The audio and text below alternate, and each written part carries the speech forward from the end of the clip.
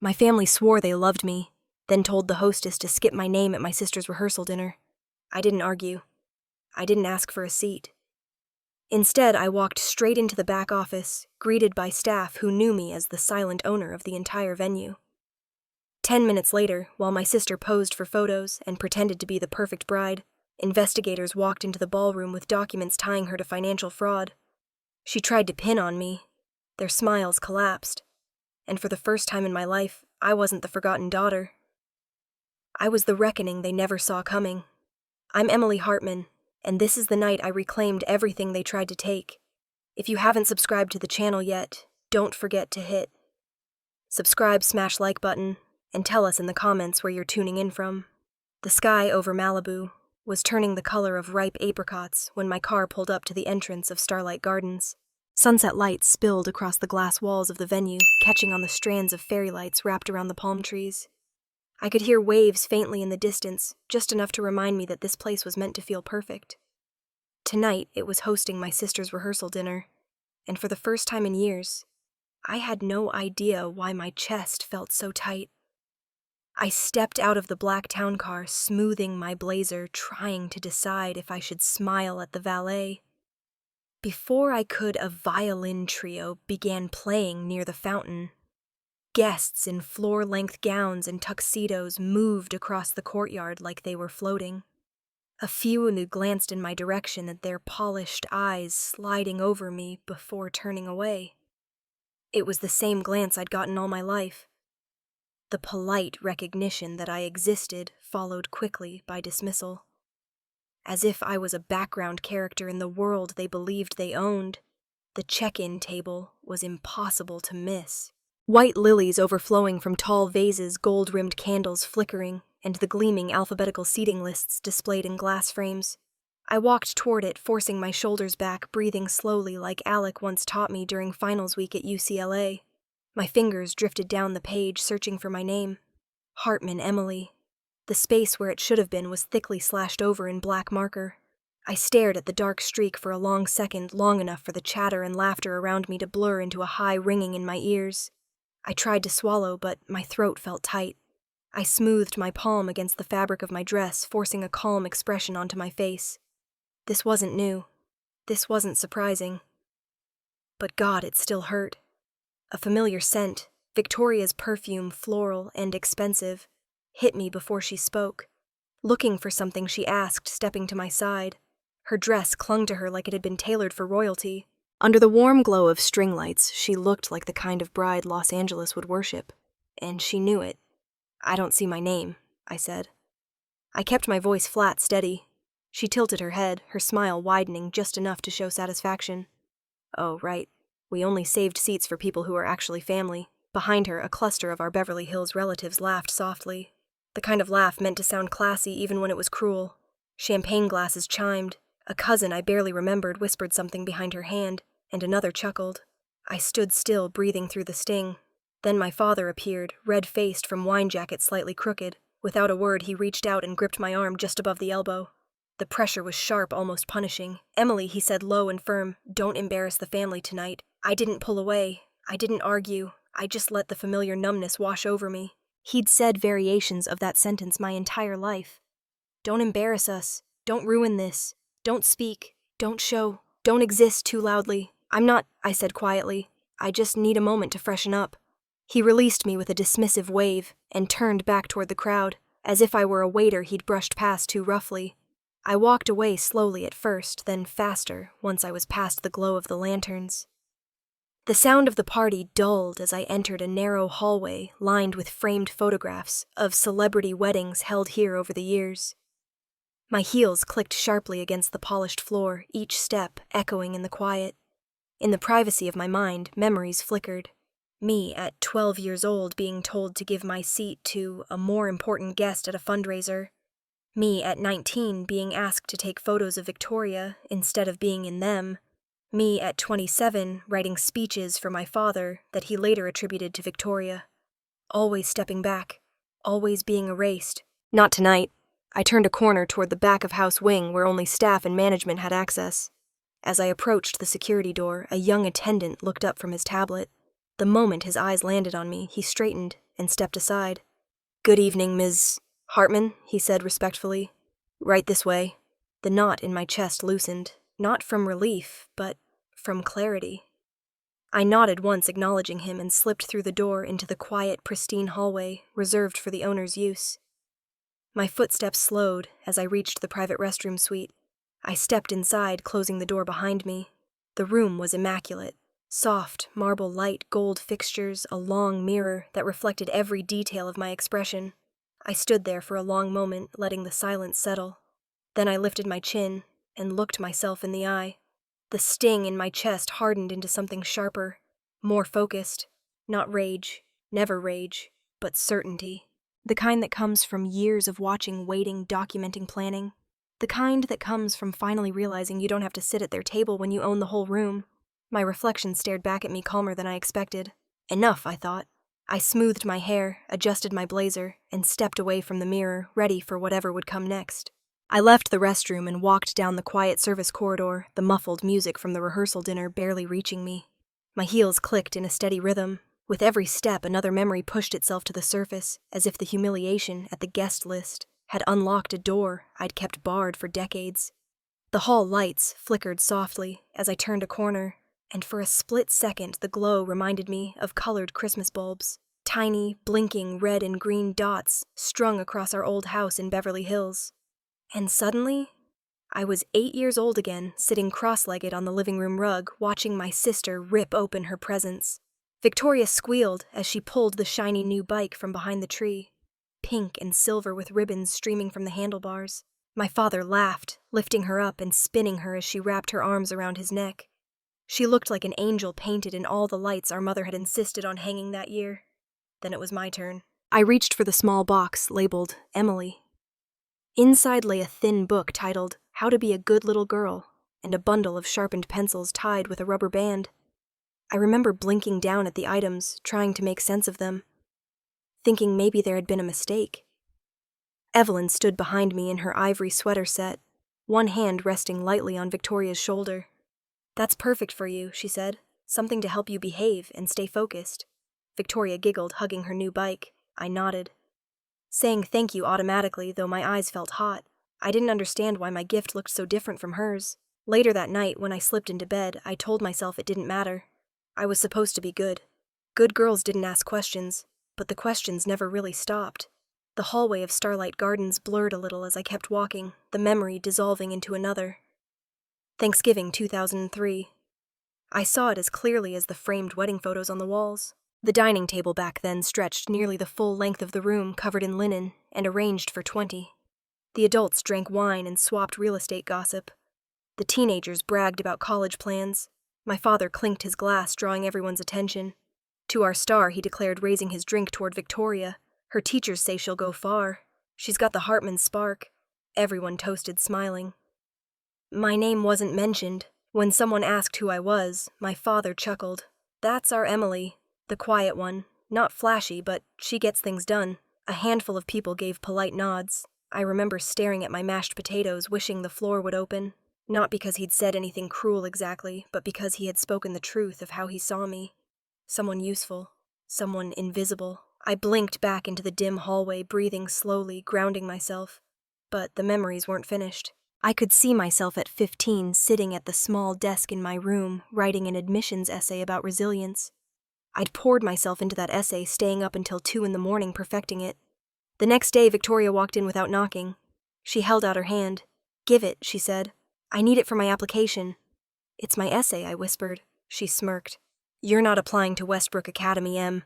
And even if you were, you wouldn't get in." "Don't make this complicated." I hesitated, and she snatched the paper from my desk. An hour later, my mother found me sitting alone, staring at the empty space where the essay had been.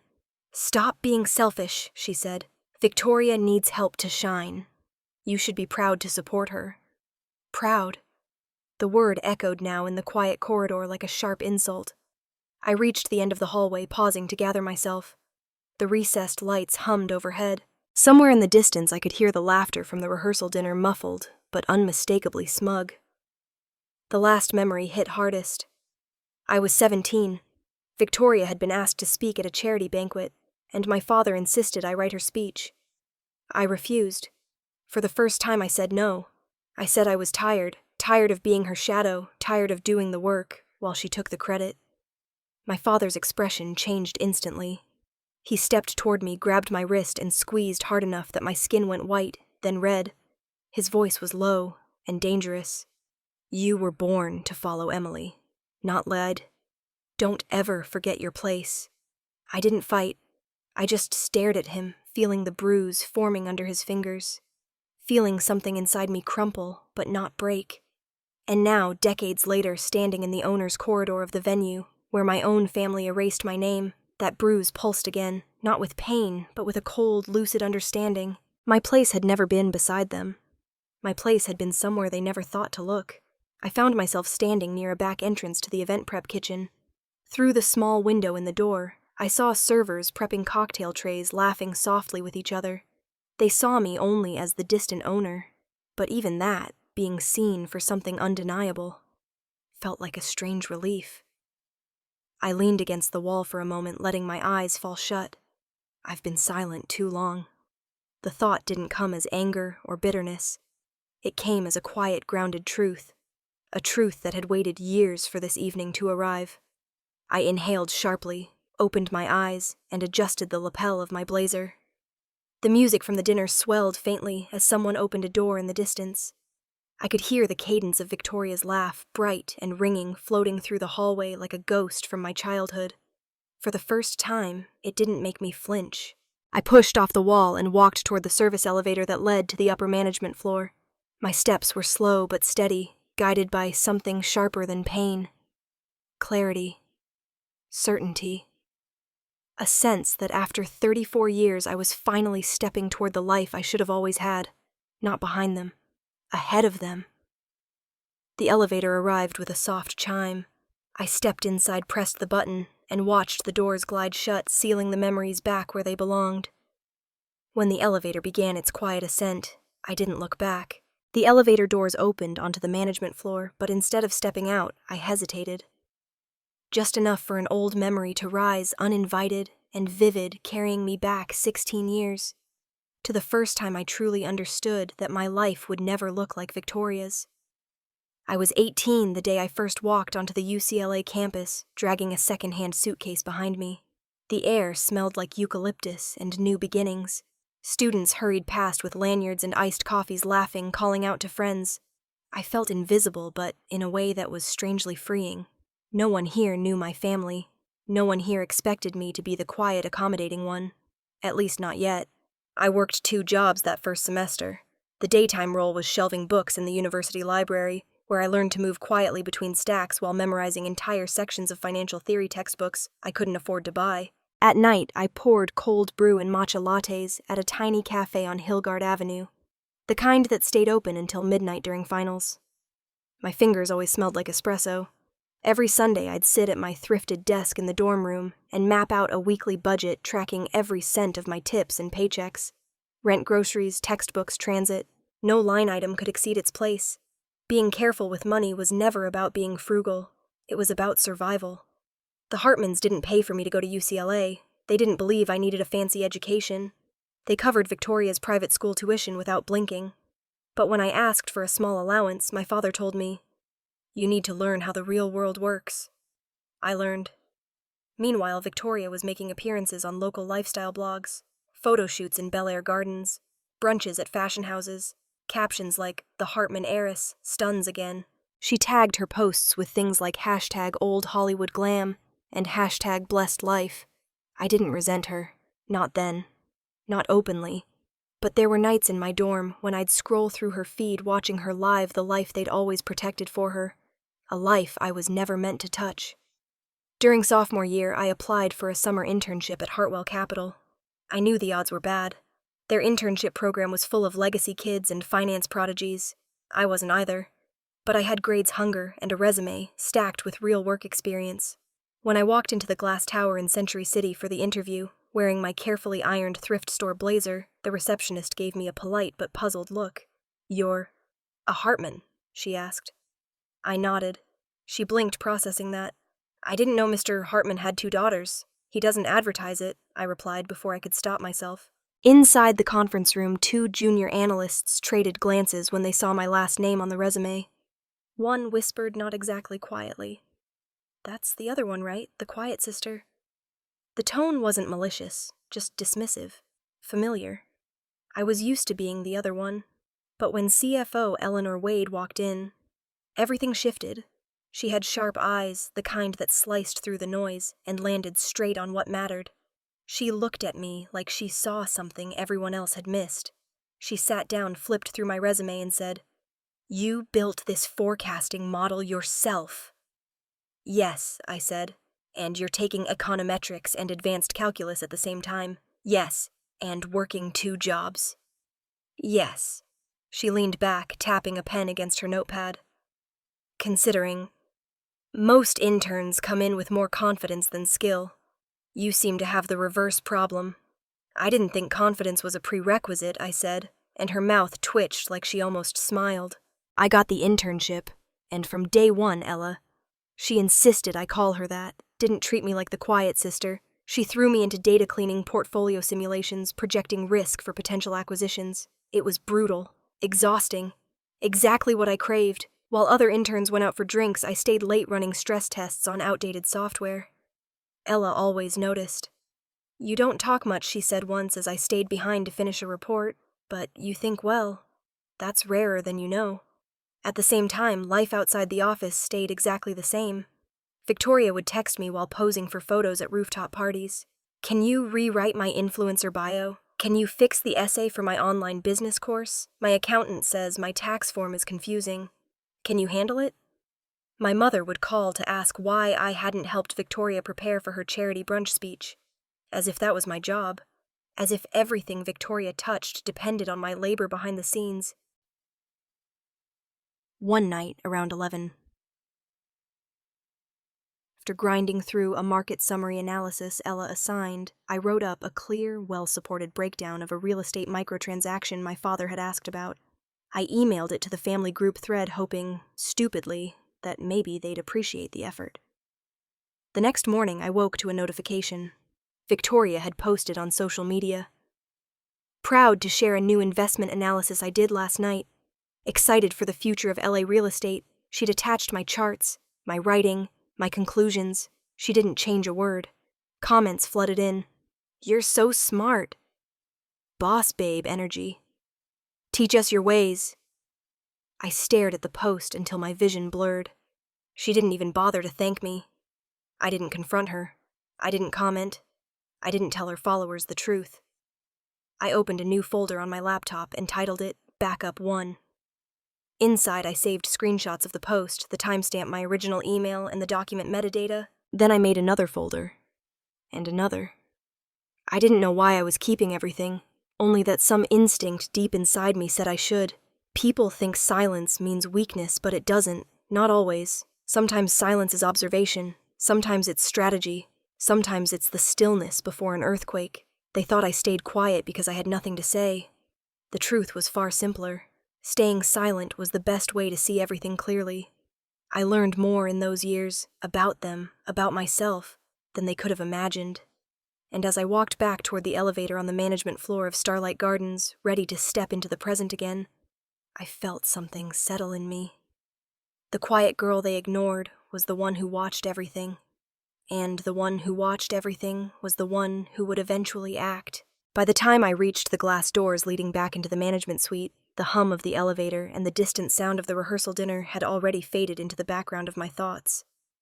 What filled the silence instead were the years that shaped me long before tonight.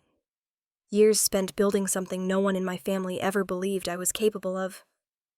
Back in 2014, when I landed my full-time role at Hartwell Capital after graduation, I was 23, and still unsure whether I belonged anywhere. The Century City high-rise glimmered like a steel monument to ambition. The first week I stayed so late that the cleaning crew learned my name. The second week, I was the one shutting off the lights on my floor. The sight of an empty office at midnight became comforting. Rows of cubicles asleep in the dark spreadsheets still glowing on my monitor, the air conditioning humming like a lullaby. I learned then that anonymity could be a kind of power. No one paid attention to the quiet one who stayed late, which meant no one paid attention to how quickly the quiet one learned. I remember one particular night in 2000, Sydney. The sky outside was a navy expanse, the city lights smeared like constellations across the windows. I had 6 different financial models open a printed stack of quarterly filings spread across my desk, my hair tied in a loose knot that I'd given up fixing hours earlier.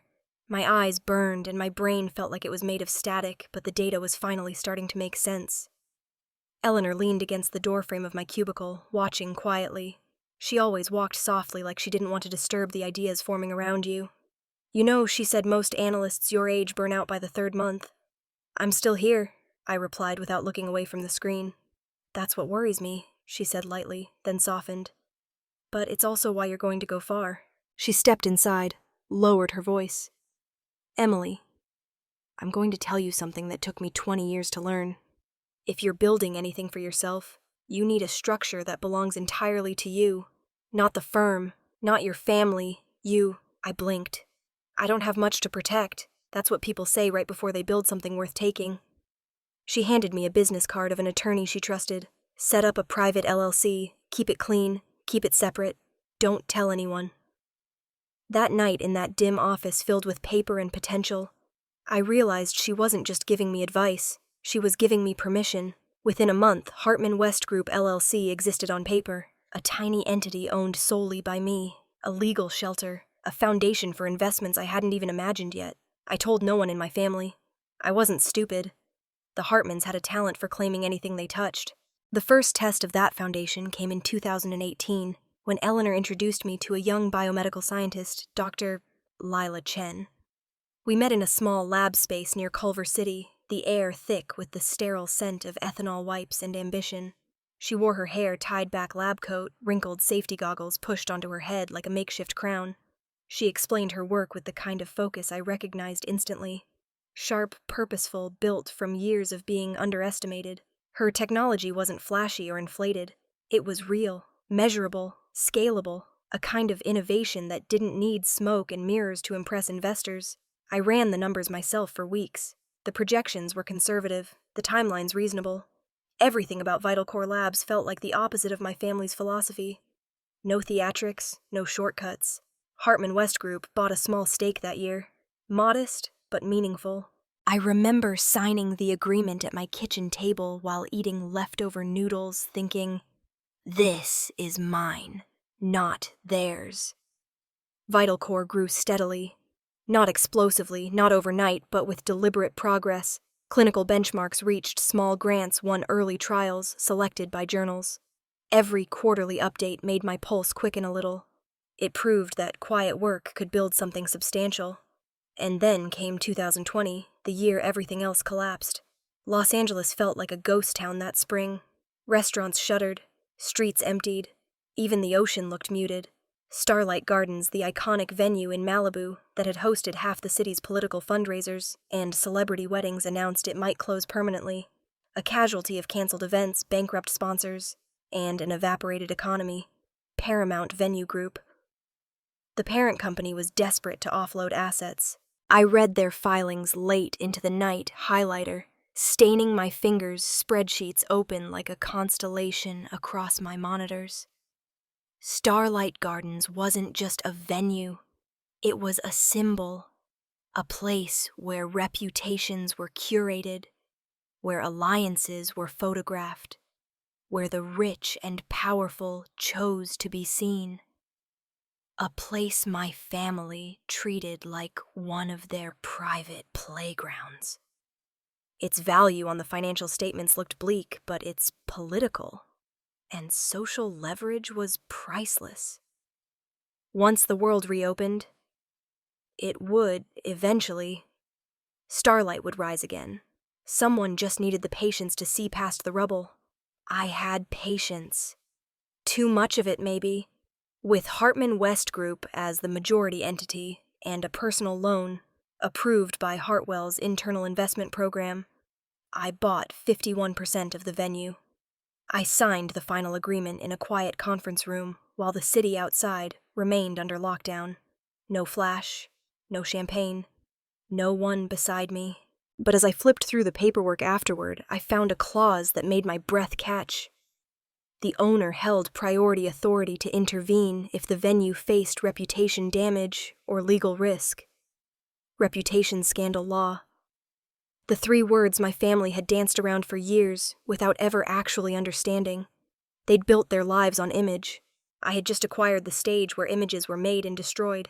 When things reopened in late 2021, Starlight Gardens returned stronger than before, thanks to some upgrades Grace Holloway oversaw flawlessly. She reported to me directly, always professional, never overstepping, and discreet. I respected her for that. My family remained blissfully unaware of who owned the place they frequently bragged about attending.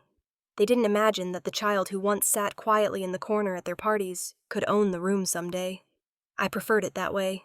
Power held in silence is the kind of power no one prepares for. As I walked through the management floor now years later, with the echo of footsteps from the rehearsal dinner vibrating faintly through the walls, I felt none of the fear they had trained into me, only focus. Some things are worth keeping hidden until the moment they matter, and tonight the moment was coming. By early 2024, Victoria had reinvented herself into exactly the kind of woman Los Angeles adored on social media. My phone buzzed constantly with tagged posts she wanted me to like to boost her engagement. Every photo looked like it came straight out of a lifestyle magazine. The sunlit brunches in West Hollywood, the rooftop fashion events in Century City, the charity galas where she posed beside oversized checks she hadn't contributed $1 to. Her captions were filled with things like #LivingMyBestLife and #GratefulEveryDay, polished and hollow at the same time. If someone who didn't know her looked through her feed, they'd think she was an accomplished investor and philanthropist. She played the role so convincingly that she even fooled the Whitmores, the influential political family her fiancé belonged to. They believed her when she told them she managed the Hartman family investment portfolio and served as a strategic advisor for Hartman Development. The truth was that Victoria had never opened a spreadsheet in her life. The only numbers she cared about were the likes on her posts. Meanwhile, Harper Lee hovered at her edges like a shadow. Harper was 33, a mid-level accountant at Hartman Development, with ambitions far bigger than her title. She often wore conservative blouses and glasses she pushed up the bridge of her nose when nervous. People at the company said she was smart, competent, maybe even underappreciated. But what really drove her was the fantasy that Victoria would someday notice her, maybe take her under her wing, and raise her into the glamorous world she envied from the sidelines. I can always spot someone who wants proximity to power. Harper wanted it so badly, she didn't even realize how transparent she was. One afternoon in February, Victoria called me from her car, the sound of traffic and upbeat pop music blaring behind her. Sweetie," she said in her sugary tone. "I need a favor. A small one. Just some polished numbers to show the Whitmores. They want to know what I'm working on these days." "What exactly did you tell them you're working on?" I asked, already bracing for the answer. "Oh, the usual," she said breezily. "That I'm forecasting the new development pipeline and advising Dad. You know the stuff you do, just the simplified version." I held the phone away for a second, staring at it like it might combust. "Victoria," I said slowly, "you're not advising anyone. You don't know how to read half the documents you claim to work with." She laughed. "Oh, come on. Don't be dramatic. They don't need the nitty-gritty. Just something impressive to justify giving me a seat at the table when Daniel's family holds their next fundraising dinner." Before I could respond, my mother took the phone from her.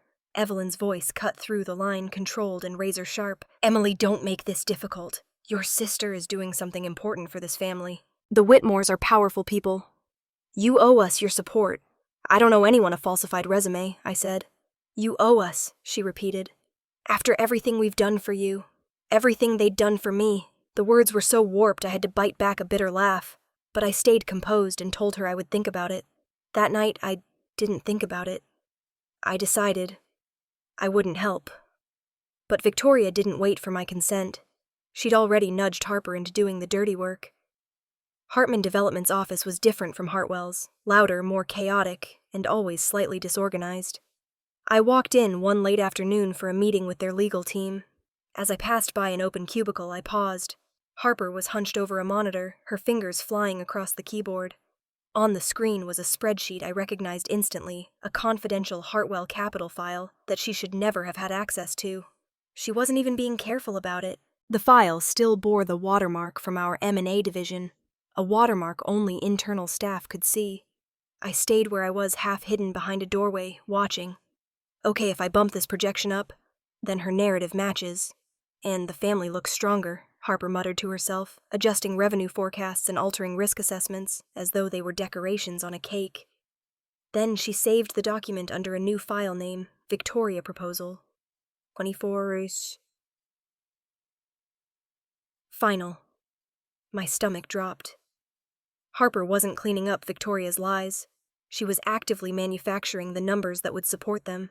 Numbers the Whitmores would use to judge the Hartman family's credibility. Numbers that could be considered fraudulent, if they ever left the company. I stood completely still, letting my breath quiet, then raised my phone just enough to capture a short video. It wasn't dramatic, just Harper typing, clicking, adjusting formulas. But it was enough. You don't need flashy evidence when you have factual metadata. After a moment, Harper leaned back, cracking her knuckles, and opened another tab. My heart jolted when I recognized the document, an internal Vital Core summary. One that only I, Ella, and our analytics team should have had access to. And then I realized what she was doing. She was tweaking the Vital Core data too, modifying growth projections and clinical timelines to match whatever story Victoria had been selling to the Whitmores behind closed doors. I felt a brief, sharp flash of disgust. Victoria wasn't just lying anymore. She was using my work, my network, and now my company's confidential research to prop herself up like a cardboard version of the executive she pretended to be. I stepped back out of sight, breath slow and controlled. After Harper closed the window, I slipped away down the hall before she could notice me. In the elevator, I replayed the video. Harper leaning in close to the screen, her cursor hovering over my numbers. Her edits aligning perfectly with Victoria's fabricated storyline. This wasn't an accident. This wasn't ignorance. This was misconduct, deliberate, calculated, and reckless. And she was doing it for the illusion of belonging to my sister's world. I tucked my phone into my pocket and stared at the closed doors in front of me. The hum of the elevator cables vibrated through the small space. They thought they could mold numbers like clay. They thought I wouldn't notice. They thought my silence meant permission. But silence has never been consent. I exhaled slowly, my heartbeat steady. Tonight was rehearsal dinner. Tomorrow would be the beginning of consequences. The first red flag showed itself early on a Thursday morning. The kind of morning where Los Angeles looked deceptively calm through the tinted windows of Hartwell Capital.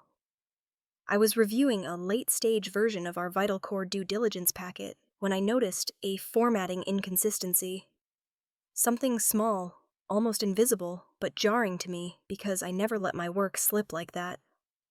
At first, I thought it was just a corrupted document, but then I checked the file history, a version I had never touched.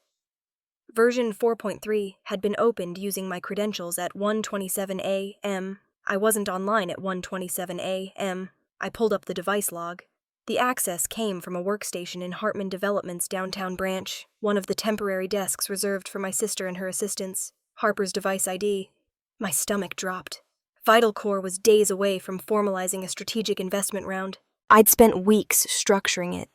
Pages of revenue modeling, FDA timeline analysis, market penetration forecasts, everything built carefully and cautiously, because real science never moved as fast as investors wanted it to. Real projections were patient and honest. The version Harper accessed wasn't. I opened it. It was like someone had taken my careful model and injected pure fantasy into it. Revenue projections spiked 40% higher than anything Vital Core had ever demonstrated. The FDA timeline, which required at least 18 months under the most optimistic circumstances, had been magically trimmed to 6. And worst of all, the draft described Vital Core's in-progress imaging system as commercial-ready, even though Lila's team was still weeks away from completing clinical calibration. Anyone in biotech would spot the lies instantly. Anyone outside biotech, like the Whitmores, would be dazzled. A sick understanding pooled in my chest. Victoria. I could practically hear her voice saying, "Who's going to check the boring details, Harper?" Just make it pretty. I checked the metadata. Every fraudulent change had been synced to my user profile. My hands went cold. I clicked through the timeline again, verifying each edit. Yes, Harper had done the typing, but the system showed Emily Hartman at Hartwell Cap, com on every keystroke. If this blew up, it would look like I'd falsified an investment evaluation tied to a potential political partnership. I pushed my chair back and stood up, needing air. The office suddenly felt too bright, too open. I stepped into the hallway and walked until the carpet gave way to the quiet tile of the analytics wing. No one followed. No one noticed. I whispered to myself. They're going to blame me. It wasn't paranoia. It was a pattern. Every misstep, every family embarrassment, every inconvenient moment, they had always found a way to push it onto me. I went back to my office and began pulling everything I needed. Server access logs, device ID histories, timestamp snapshots, cross-version diffs, and exported metadata. Every click felt like tightening a net. Except this time, the net wasn't around me. It was around them. They didn't know that Hartwell Capital's internal systems automatically preserved every version of every file. They didn't know that every login from an external device was logged down to the second. They didn't know that our compliance software took screenshots when files were forwarded with sensitive keywords. But I knew, and I collected everything. I saved the logs to an encrypted drive, then a second one. Then I uploaded them to a private offline archive tied to my LLC. By the time I finished, my pulse had steadied. Fear had twisted itself into something sharper: awareness, caution, resolve. Later that afternoon, my phone buzzed with a notification and outgoing message tied to my email. I opened it. The fraudulent presentation had been forwarded to Marcus Whitmore's junior aide. From me. The accompanying message was written in a tone I would never use. Flowery, overly confident, full of corporate nonsense, Victoria liked to sprinkle over things to make herself sound impressive. Attached is the updated Vital Core deck with refined projections. Please review ahead of tomorrow's prep call. Refined. The gall of it made my jaw clench. I replayed Harper's access timeline. She'd logged in with my credentials again, modified wording, then sent the file directly to the Whitmores. My breath went cold in my throat. They weren't just using my work. They were placing my signature on a multi-million-dollar lie. Hours later, while organizing my evidence, I caught another break. One I hadn't expected. I walked past the break room on my way out when I heard Victoria on speakerphone, her voice unmistakable. "Oh, please, I did all the heavy lifting," she was saying with a bright laugh. "Emily did it in her sleep. I just polished it. She's too rigid about numbers. I'm making it more presentable. More presentable meant more fraudulent." I stepped closer to the door, hit record, and captured every word. When she bragged about tightening the projections so they look more exciting, I knew I had the missing piece. The admission, proof of intent, everything I needed. I walked quietly back down the hall, the recording secure in my pocket. My entire career had been spent cleaning up other people's mistakes, building things they took credit for staying silent whenever they stepped on me, because speaking up meant being punished. Not anymore. When I returned to my desk, the room felt different. Not smaller, not colder, clearer. The truth was finally sharp enough to see where this was heading, and the next misstep wouldn't just trigger humiliation. It would trigger a scandal. A scandal they would gladly pin on me if I didn't move first. I sat down, folded my hands, and whispered into the quiet one wrong move from them. And I'll be the one left holding the bag. The realization landed softly, but with precision. I wasn't afraid. I was ready. And for the first time I felt the shift deep inside me, away from survival, towards something closer to strategy.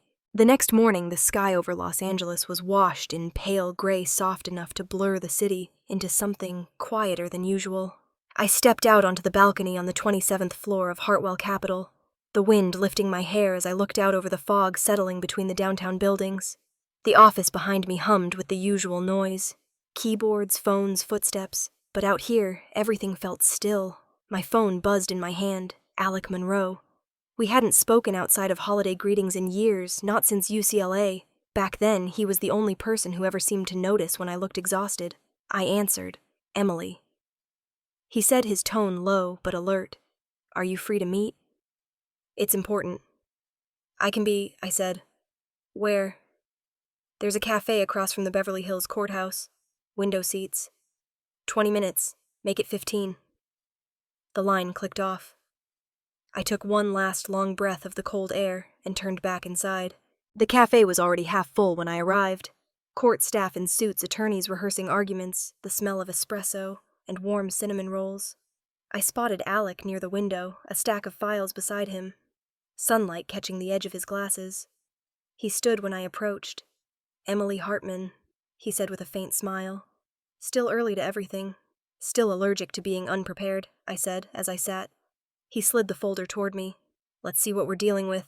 I handed him the flash drive and printed documents I'd gathered, metadata logs, altered versions of Vital Core files, login timestamps, and the recording of Victoria bragging to one of her friends. Alec pulled out a red pen, the same kind he used in law school when he helped me edit essays. As he reviewed each sheet, his brows furrowed. After several minutes, he exhaled slowly.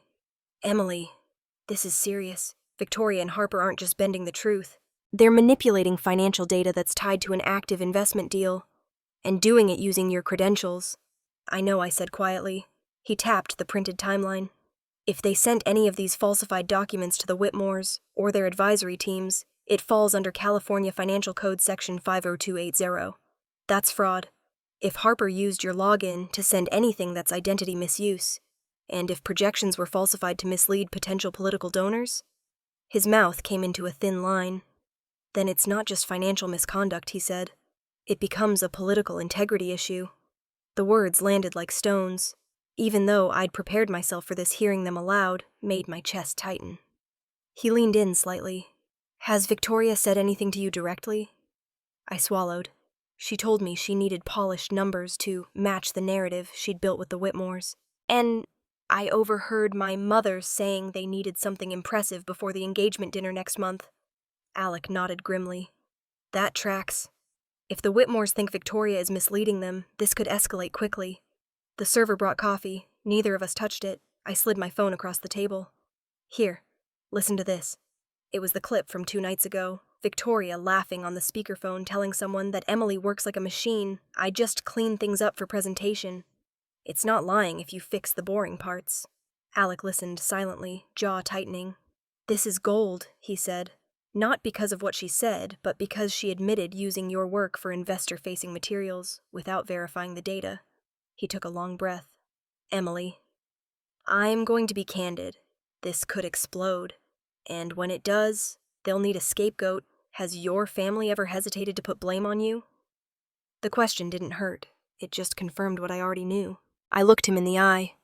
Never. Alec nodded like he'd expected that. Then you need to protect yourself before they decide you're the perfect shield. I've already started, I said softly. I've kept logs of everything. Every version of the files. Every login attempt that wasn't mine. His expression shifted. Respect, something close to admiration.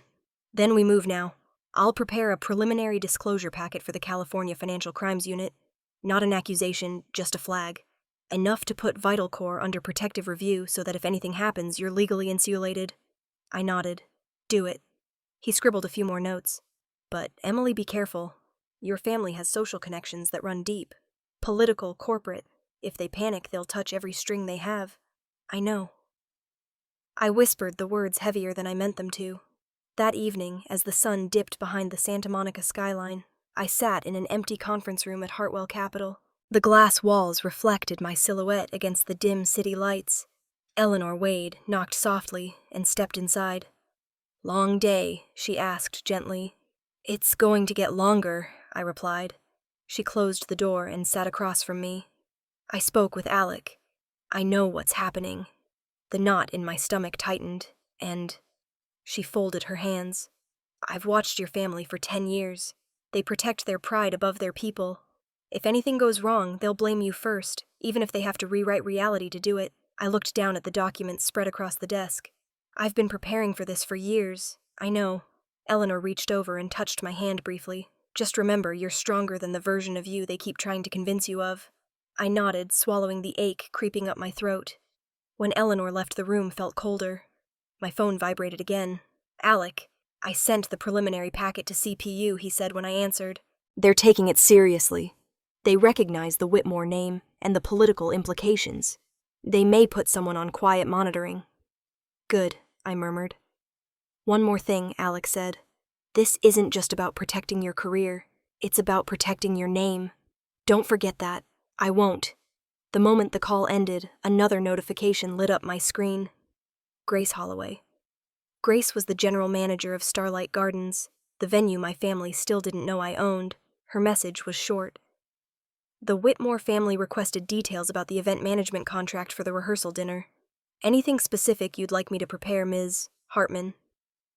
I stared at the message. The timing, the politics, the pressure. Everything was converging. Fast, sharp, unavoidable. My pulse steadied. They were coming, and I wasn't running anymore. I typed back. Thanks, Grace. Yes, prepare everything. Then I set the phone down slowly, letting the weight of the moment settle. They had no idea what was waiting for them. 1 week before the rehearsal dinner, my phone buzzed non-stop with notifications from Victoria's social media. She had entered her final form, full bridal influencer mode. Every post was a sun-drenched snapshot. Her at a dress fitting her at a champagne brunch, her standing beside a floral arch overlooking Malibu. The captions were nauseatingly triumphant. Big things coming, she wrote under a photo of herself holding a laptop she didn't know how to turn on. Making history this week, another said. 1 step away from sealing the biggest medical deal of my career. If I hadn't known better, I would have thought she was preparing to ring the NASDAQ bell, not host a wedding rehearsal. At Hartwell Capital, I sat at my desk scrolling with a mix of disbelief and dread. I only stopped when I opened my inbox and saw a strange alert from the internal document system. A vital core presentation. Version 4.7 had been accessed at 2:14 a. Not by me, not by anyone on my team. The device ID matched Harper's laptop. I pulled up the access log, my heart sinking as the timeline unfolded. Midnight downloads, unauthorized edits, a trail of digital fingerprints leading straight to her, and then a forward using my email credentials to an external address flagged as belonging to someone in the Whitmore Advisory Circle. They didn't even try to hide it. I leaned back in my chair, staring at the screen. I didn't need to guess what was happening.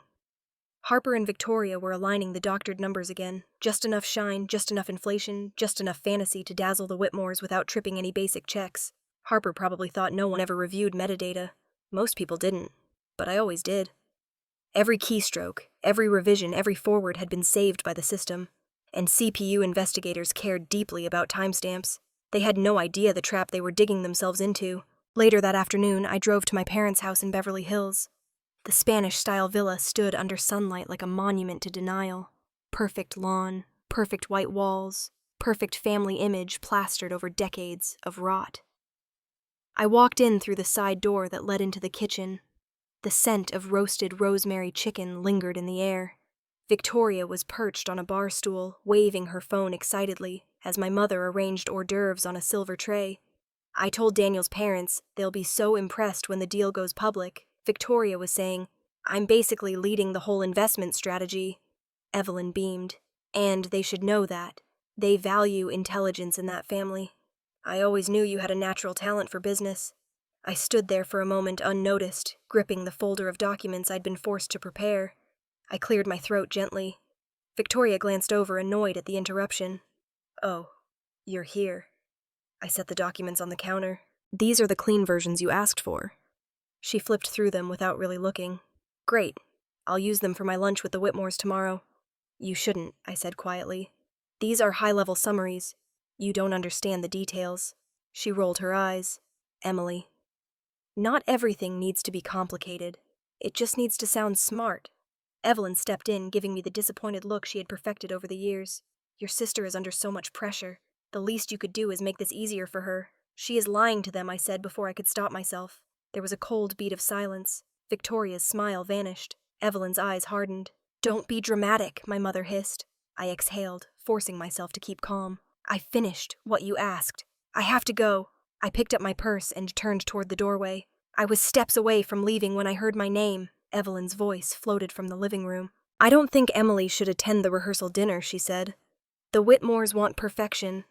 Emily doesn't fit that image. Victoria laughed softly. Yeah, I'd rather she not be there. She always brings down the energy. Another laugh. 2 versions of the same cruelty. Evelyn added. It's better if she stays in the background, where she belongs. I froze in the hallway, breath caught in my throat as their voices drifted to me clearly. They didn't know I was still in the house, or maybe they wouldn't have cared if they had. Victoria's voice sharpened. Honestly, I don't want her there tomorrow night. She makes us look less, as if I had been born only to dilute their shine. I felt something close to vertigo, the memory of 100 small humiliations rising like bile. But underneath that swirl of pain, something steadier pushed through. something sharper. They were no longer just belittling me. They were actively weaponizing my work, tying my name to falsified data, linking my identity to a political family's due diligence process. They were risking my career, my reputation, my freedom, and they were laughing. I stepped silently out the side door. The air outside was cool, carrying the scent of lemons from my mother's trees. I walked fast across the driveway, keys trembling in my fingers. By the time I got into my car, my breathing had steadied again. They see me as a threat only when I stop serving them. Good. Let them be afraid. Halfway down the block, I pulled over, grabbed my phone, and opened my messages. I typed. They sent the doctored vital core data. I hit send. A moment later, Alec wrote back. Then we need to prepare for consequences tomorrow. My fingers tightened around the phone. I looked out over the palm-lined street where sunlight flickered through the leaves. I had been hurt, yes. Humiliated, overlooked, used. But hurt had a way of burning off into steel. And tomorrow, everything they'd built on lies would finally start to shift. I arrived at Starlight Gardens earlier than anyone expected, slipping through the main entrance before the bulk of the guests filled the glass atrium. The evening sun filtered through the towering walls, turning the entire greenhouse-like structure into a warm, golden lantern suspended above the gardens. A chamber orchestra tuned their strings near the far corner, the soft rise and fall of violins brushing against the muted hum of arriving staff. I kept my head down as I crossed the marble floor. Even coming early, I could already feel eyes drifting toward me, quick glances that snapped away the moment I looked up. A pair of socialites murmured something behind their hands. Another couple paused mid-step, offering polite but condescending smiles as I passed. It wasn't hostility. It was worse. It was dismissal, familiar as a childhood lullaby. The seating chart was displayed on a tall gilt easel near the center of the room, surrounded by candles and white orchids. I already knew what I would find, but hope is stubborn. I stepped closer and scanned the alphabetical list. My name wasn't just missing. It had been there, and someone had slashed through it with a thick black marker. The ink carved over my existence like it was correcting a mistake. For a moment, everything fell silent in my head. The music, the chatter, the clinking glass. All I could hear was the dull thud of my pulse. I felt the humiliation rise like a cold wave, but instead of drowning me, it steadied me. A soft rustle of silk announced her before she spoke. "Are you lost?" Victoria asked, stopping just inches from me. Her rehearsal dress was an ivory slip gown cut to flatter every angle of her figure. Her hair was pinned back in a style brides pay thousands for. She glowed under the chandeliers, basking in attention that had nothing to do with who she was, and everything to do with what she pretended to be. "I don't see my place card," I said. She pressed a manicured finger to her lip in faux contemplation. "Oh, right." Then she smiled, that same toxic little smile I knew too well. We only saved seats for people who are actually family. Behind her, several of our Beverly Hills relatives let out a gentle, synchronized titter. One aunt leaned toward another and whispered, not surprising, really. Their laughter floated up like bubbles in champagne. My throat tightened. I held still. Then I felt a hand clamp down on my arm. My father's voice, low and sharp, cut through the air. "Don't make a scene," Charles said. I could smell the wine on his breath. "Don't embarrass the family." The irony stung. The people who had spent 34 years embarrassing me were terrified I might do the same to them. I pulled my arm free slowly. "I just need a moment to freshen up," I said. My tone was even polite, almost emotionless. He let go, already losing interest. As I walked away, the orchestra began playing something bright and celebratory. The laughter behind me grew louder, as if the room itself wanted to swallow me whole. But my steps didn't falter. They fell in a quiet, deliberate rhythm as I headed toward the hallway that led to the back-of-house wing. When the door swung shut behind me, the noise dissolved instantly. The contrast was jarring. One moment humiliation under warm golden lights, the next a cool, silent corridor lit by soft white LEDs. One of the staff noticed me immediately. "Good evening, Ms. Hartman," he said with a respectful nod. The title still startled me sometimes. They knew me here. They respected me here, not because of social climbing or appearances, but because I signed their checks and made sure they had stable work during the pandemic years. Power wasn't glamour. It was responsibility and consistency. "Is Grace around?" I asked. "Yes, she's in the operations suite," he said. "I'll let her know you're here." I thanked him and moved deeper into the corridor. my heels tapping lightly on the tiled floor. My mind ordered itself with each step, the earlier sting of embarrassment burning away into something clear and sharp. I wasn't the powerless child they thought I still was, and I certainly wasn't the quiet background character they wanted to erase tonight. The operations suite overlooked the entire atrium. Through a half-tinted glass balcony, one-way visibility. Grace Holloway met me at the door, clipboard in hand. "Is everything all right?" "For now," I said. "I'll need the private lounge prepared, and I want security on standby to escort my family there when I give the signal." Grace's expression didn't change, but her eyes sharpened with understanding. Understood. I walked past her onto the balcony. From above, the rehearsal dinner looked like a curated magazine spread. Golden tables, flickering candles, crystal glasses catching the light. Guests moved in soft waves of color, and at the center of it all stood Victoria, smiling flawlessly, greeting people like she owned the night. She didn't know that the ground beneath her was already shifting. She didn't know that everything she'd built for herself with lies was minutes away from cracking open. She didn't know that the venue hosting her triumph belonged to the person she'd tried to erase. She didn't know. But she would. I rested my hands lightly on the cool railing, watching her laugh with the Whitmores. Her smile was radiant, rehearsed, and empty. The kind of smile someone wears when they believe the world will always bend in their favor. I let myself absorb the image. "Enjoy it, Victoria. This is the last time you'll ever stand this tall." My eyes slid shut, not in pain, but in certainty. When I opened them again, the decision was complete. Let her laugh. Let all of them laugh. Because the next time the lights hit that perfect smile, it wouldn't be admiration illuminating her face. It would be shock, and then fear. Grace didn't need more than a small nod from me. Within minutes, she was already striding across the upper balcony, headset in place, issuing instructions in her calm, composed tone. A few seconds later, the soft chime of the venue's internal announcement system echoed through the atrium.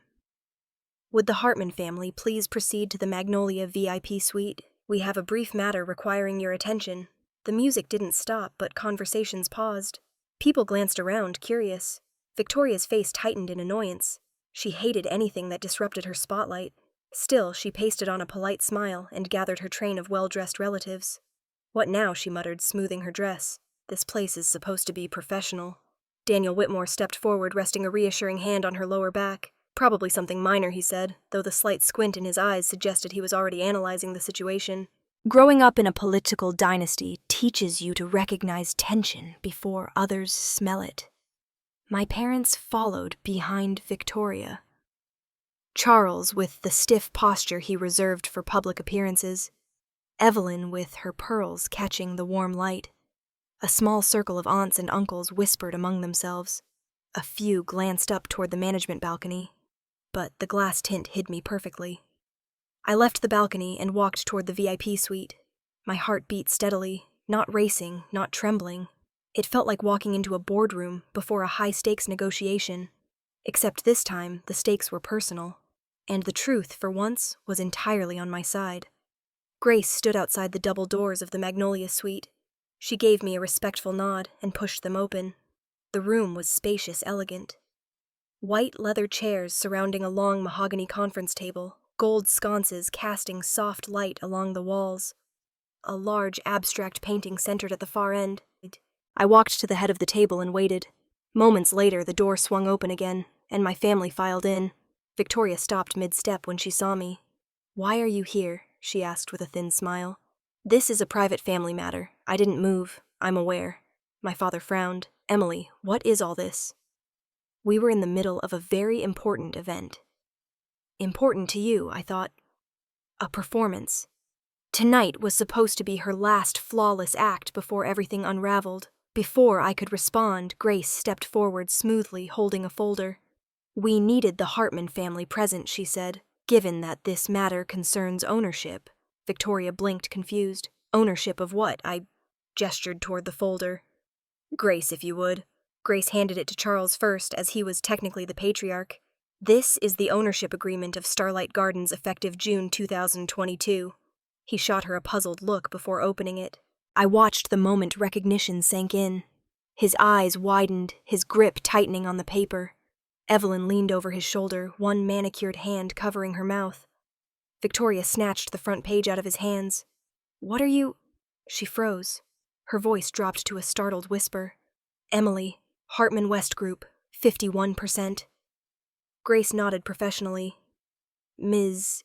Hartman acquired controlling interest from Paramount Venue Group. She is legally and operationally the principal owner of this estate." The silence was sudden and heavy.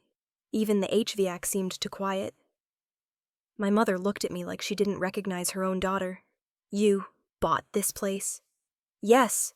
When Victoria demanded, 2 years ago, I answered plainly. Victoria laughed once, high brittle, before the sound cracked. "Why? Why would you? This is a luxury venue. You don't even—" She didn't finish the sentence. She didn't have to. The implication hung there. "You don't deserve this level of power."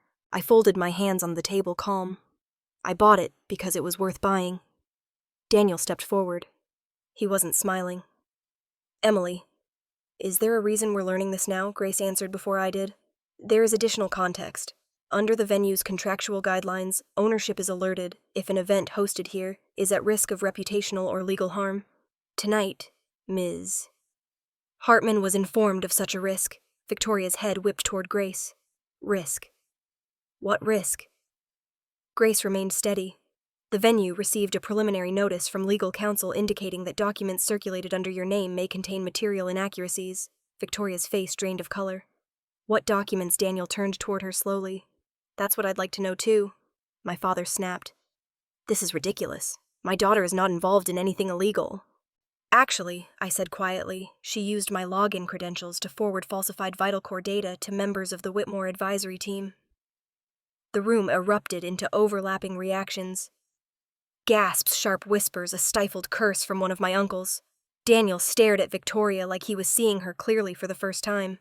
"You used her credentials?" he asked, voice tightening. Victoria stumbled over her words. I didn't know. They told me it didn't matter." Harper said. "Harper isn't the one marrying into my family," Daniel said. Evelyn stepped between them quickly, desperate. "We can handle this privately. There's no need to involve outsiders." Grace's voice cut through cleanly. "Ms. Hartman's legal counsel already submitted the preliminary report. The venue is obligated to prevent any escalation inside our premises." Victoria stared between Grace and me, disbelief turning to fury. "You did this. You're trying to ruin my wedding."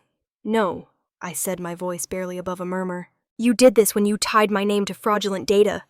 My father jabbed a finger at me. "You should have come to us instead of blindsiding your own family." I tried.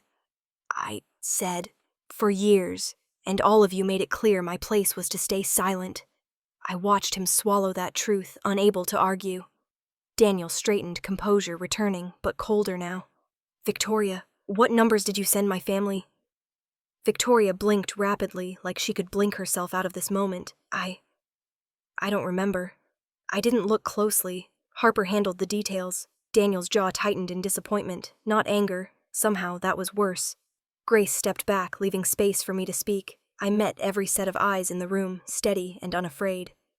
"They didn't exclude me from the dinner," I said softly. "They just forgot who owns the place." The line hit the room like a glass dropping on stone. Victoria's lips parted. Evelyn's shoulders sagged. Charles looked at the contract again as if rereading it would change the ink. But nothing would. Not tonight. And not anymore. The silence in the Magnolia suite thickened until it felt almost physical. Victoria stood frozen beside the table, still clutching the ownership contract, as if she could squeeze the truth out of it. My mother's hand hovered near her throat. My father looked like he'd aged 5 years in 5 minutes. And then the door opened. A man in a dark suit stepped inside, calm, composed, carrying a slim leather folder. He moved with the unhurried confidence of someone who knew he didn't need to raise his voice to be taken seriously. "Good evening," he said, offering a polite nod to the room. "I'm Investigator Mark Delgado, with the California Financial Crimes Unit. Apologies for the interruption. I understand this is a family event." Every Hartman in the room stiffened.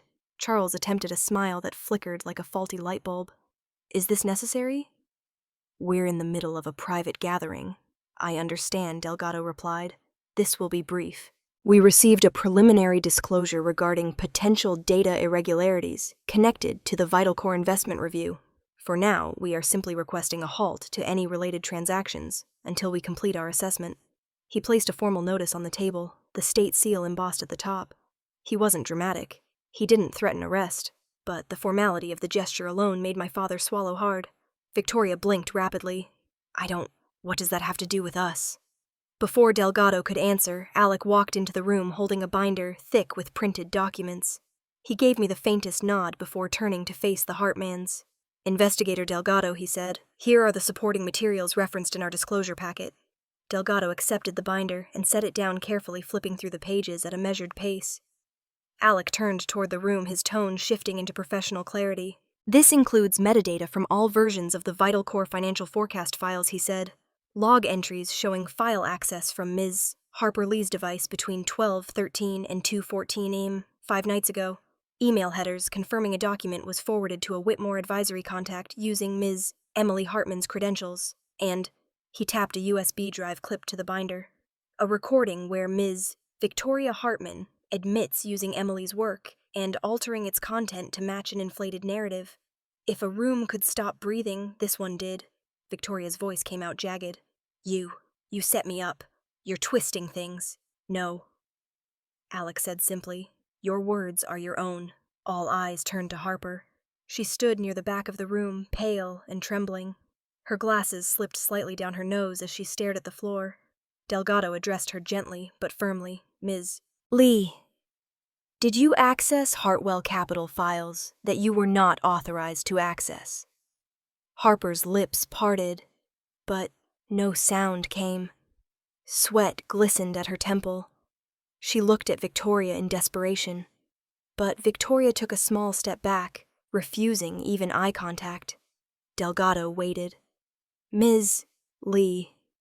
Finally, in a barely there whisper, Harper said, "Victoria asked me to. She said it was harmless. She said Emily wouldn't mind." My mother gasped softly. My father closed his eyes, and Victoria snapped, "I never said that." "You're lying to save yourself." Harper flinched. Alex slid another document across the table.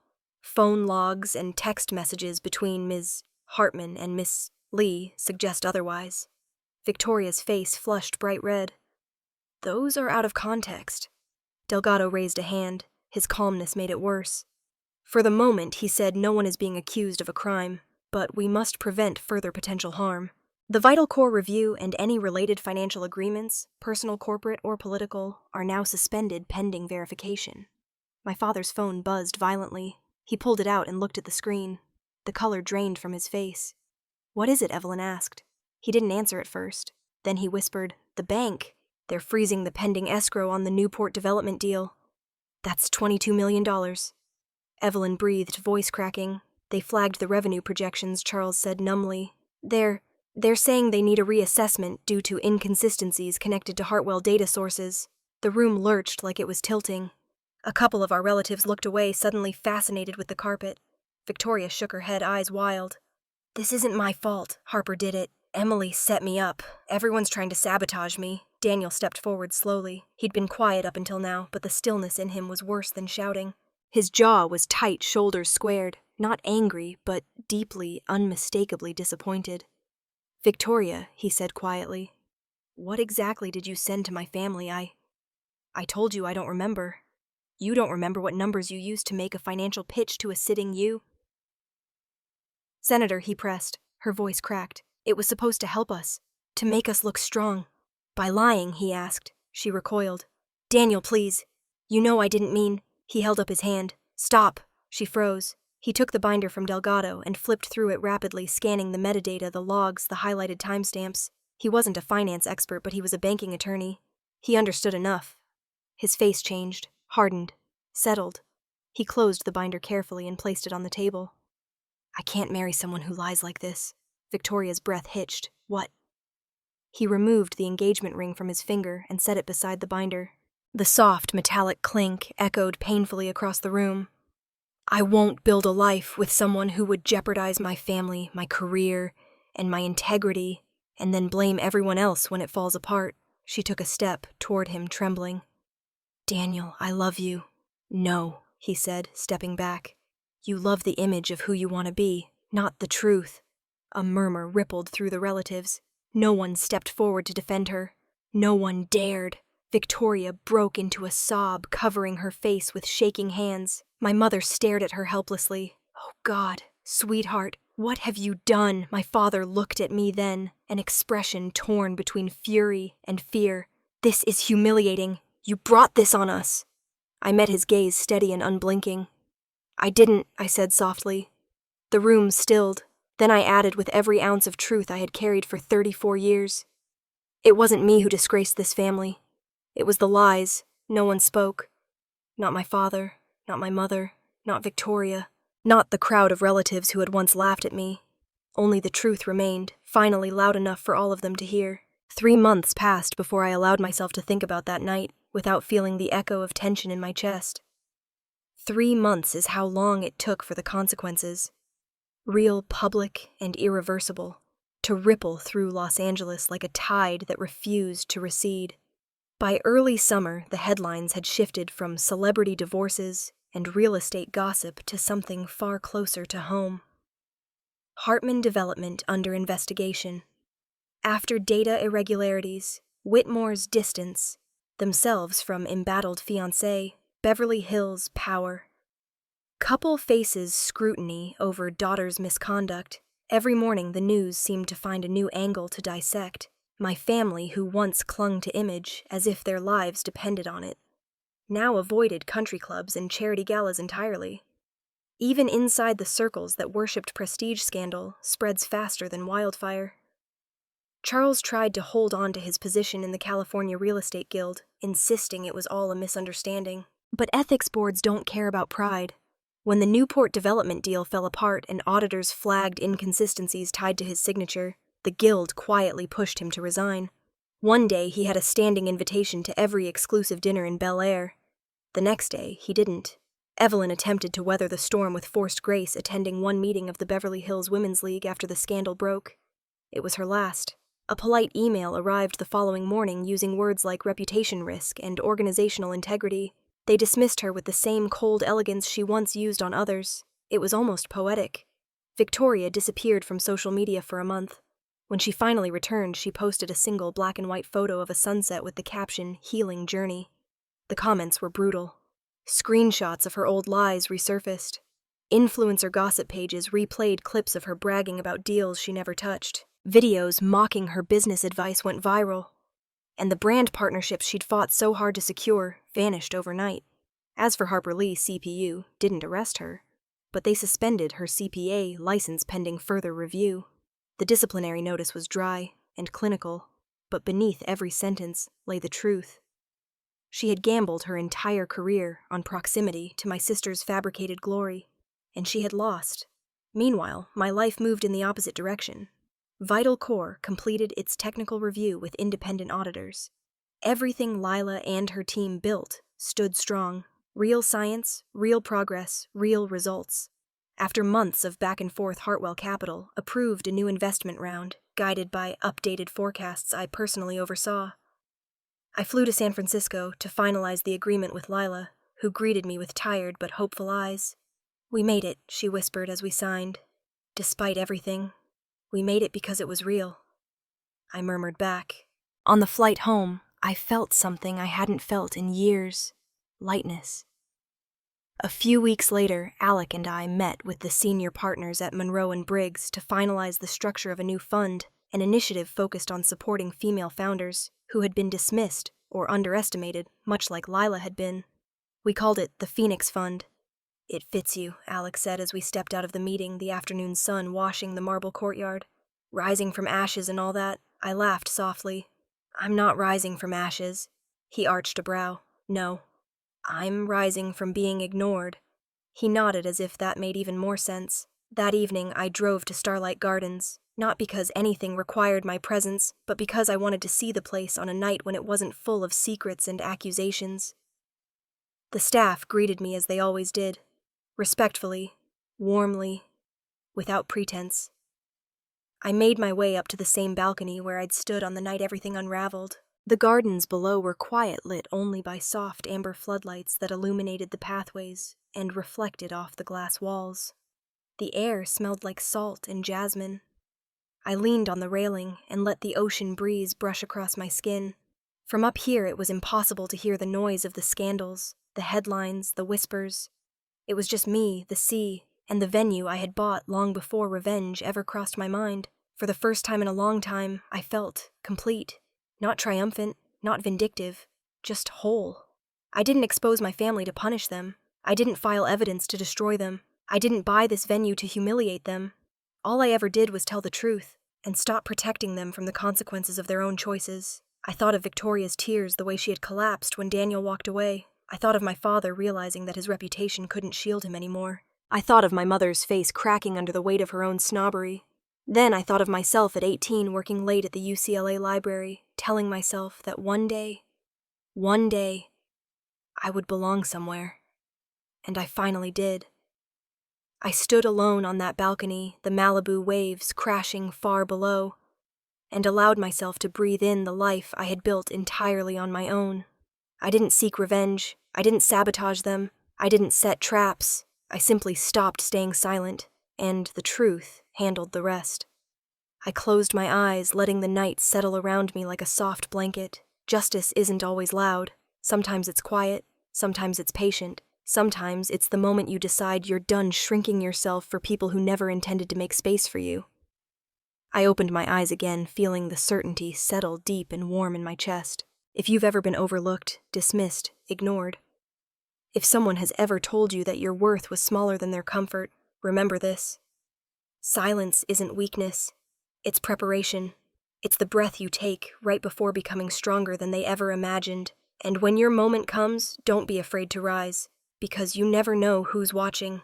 You never know who needs the reminder that they can rise too. If this story resonated with you, share your thoughts.